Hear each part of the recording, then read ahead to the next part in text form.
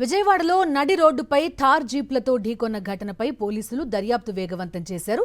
ఈ కేసులో నిందితులను పోలీసులు కోర్టు ముందు హాజరుపరిచారు. నిందితుల వాహనాల్లో మత్తు పదార్థాలు గుర్తించారు పోలీసులు. అయితే తాము జిమ్కి వెళ్తున్నామని, అందుకే స్టిరాయిడ్స్ వాడుతున్నామని నిందితులు పోలీసులకు చెప్పినట్టు తెలుస్తోంది. ఇద్దరు యువకుల కుటుంబ సభ్యులకు కూడా పోలీసులు కౌన్సిలింగ్ ఇచ్చారు. మరింత సమాచారం మా ప్రతినిధి సురేంద్ర అందిస్తారు. కోసం ఘర్షణ పడి ఇద్దరు యువకులు కారులతో ఢీకొంటూ బీభత్సం సృష్టించిన ఘటనలో విచారణ ఇప్పటికే పూర్తయింది. ఇద్దరు నిందితులను కూడా పోలీసులు అదుపులోకి తీసుకొని వాళ్ళు 24 గంటల పాటు విచారించిన పరిస్థితి. వాళ్ళ నుంచి పూర్తి సమాచారాన్ని రాబట్టారు.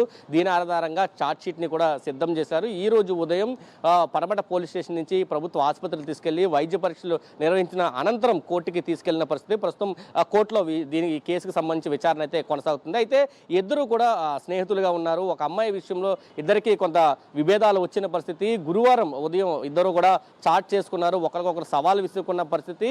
ఆ రోజంతా కూడా ఇద్దరి మధ్య కూడా హై టెన్షన్ నడిచిందంటూ కూడా పోలీసుల విచారణలో ఇద్దరు యువకులు చెల్లిపినట్టయితే తెలుస్తుంది. అయితే సాయంత్రం 7 గంటల ప్రాంతంలో ఓం రోహిత్కి కాల్ చేశాడు, పలానా చోట ఉన్నాను రావాలంటూ కూడా సవాల్ విసిరిన పరిస్థితి. దీంతో 8 గంటల ప్రాంతంలో రోహిత్ తన మిత్రుడితో కారుతో వచ్చాడు. రావడమే ఒకరి కారుతో ఒకరు గుద్దుకున్న పరిస్థితి. ఈ ఘటనతో ఒక్కసారిగా ఆ ప్రాంతం అంతా కూడా భయాందోళనకు గురయ్యారు ప్రజలు. ఏం జరుగుతుందో తెలియని పరిస్థితుల్లో వెంటనే పోలీసులకు కూడా సమాచారం ఇచ్చారు. అయితే కారులతో ఢీకొన్నవే కాదు, ఒక్కసారిగా కారు నుంచి బయటకు వచ్చి తమతో తెచ్చిన మారణాయుధాలతో ఏదైతే కర్రలో కానీ రాడ్స్ కానీ ఉన్నాయో దాంతో కార్ల అద్దాలు కూడా బదలగొట్టిన పరిస్థితి కనిపించింది. దీంతో రంగప్రవేశం చేసిన పోలీసులు ఇద్దరిని ఆ కార్ని ముందు హ్యాండ్ ఓవర్ చేసుకున్నారు. దాంతోపాటు అక్కడ రోహిత్ పరారయ్యాడు. అందుబాటులో ఉన్న హోమ్ని మాత్రం తీసుకొని పోలీస్ స్టేషన్ తరలించారు. తర్వాత రోహిత్ని కూడా అదుపులోకి తీసుకొని విచారణ చేపట్టారు. అయితే ఈ విచారణలో కీలక అంశాలు కూడా బయటకు వచ్చాయి.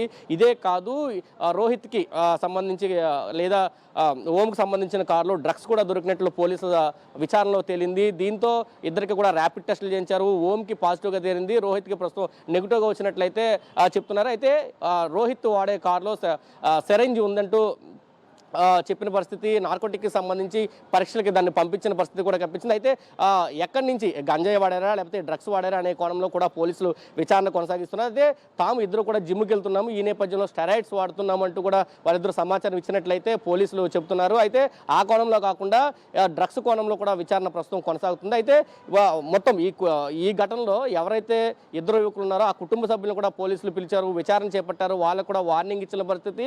డబ్బుంటే ఏ విధంగానే పిల్లల్ని పెంచండి తప్ప ఇలాగ నడి రోడ్డు మీద వదిలేస్తే ప్రజల ప్రాణాల మీదకి వచ్చే అవకాశం ఉందంటూ కూడా హెచ్చరికలు జారీ చేసినట్టయితే తెలుస్తుంది. ఎందుకంటే తల్లిదండ్రులు చాలా క్రమశిక్షణగా ఉండాలి, పిల్లల్ని క్రమశిక్షణగా పెంచాలంటూ పోలీసులు కూడా హెచ్చరికలు చేస్తున్న నేపథ్యం కనిపిస్తూ ఉంది. ఈ నేపథ్యంలోనే ఇటు పోలీసులు తల్లిదండ్రులకు కూడా వార్నింగ్ ఇచ్చినట్టు తెలుస్తుంది. దాంతోపాటు కౌన్సిలింగ్ కూడా ఇచ్చినట్టయితే మనకు సమాచారం అందుతుంది. దీంతో పాటు ఈ కేసుకు సంబంధించి ఇద్దరి మీద ఎఫ్ఐఆర్ నమోదు చేశారు. A1గా ఓం ఉంటే రోహిత్ని A2గా పోలీసులు ఎఫ్ఐఆర్ నమోదు చేసిన పరిస్థితి. వాళ్ళ మీద 285, 281, 292, 351 రెడ్ విత్ 3 సెక్షన్ల కింద కేసు నమోదు చేశారు. దాంతోపాటు ఇద్దరు ఒకరి మీద ఒకరు హత్యాయత్నానికి ప్రయత్నించారు కాబట్టి హత్యాయత్నం సెక్షన్ కూడా పెట్టిన పరిస్థితి. అటెంప్ట్ మర్డర్ కేసును కూడా వాళ్ళ మీద పెట్టిన పరిస్థితి. దాంతోపాటు డ్రగ్స్ కేసుకు సంబంధించి కూడా ఆధారాలు లభించడంతో ప్రస్తుతం రిపోర్టులు రావాలి. రిపోర్టులు వచ్చిన తర్వాత ఆ కేసును కూడా పెట్టే అవకాశం ఉందంటూ పోలీసులు చెప్తున్నారు. ఏదైతే ల్యాబ్స్కి వెళ్ళాయో ఆ రిపోర్ట్స్ రావాలి. ఆ రిపోర్ట్స్ వచ్చిన తర్వాత ఫర్దర్ ఎంక్వైరీ కూడా ఉంటుందంటూ పోలీసులు తెలియజేస్తున్న పరిస్థితి విజయవాడలో కనిపిస్తుందని చెప్పాలి. కెమెరా పర్సన్ వంశీతో కలిసి సురేంద్ర, సాక్షి టీవీ, విజయవాడ నుంచి.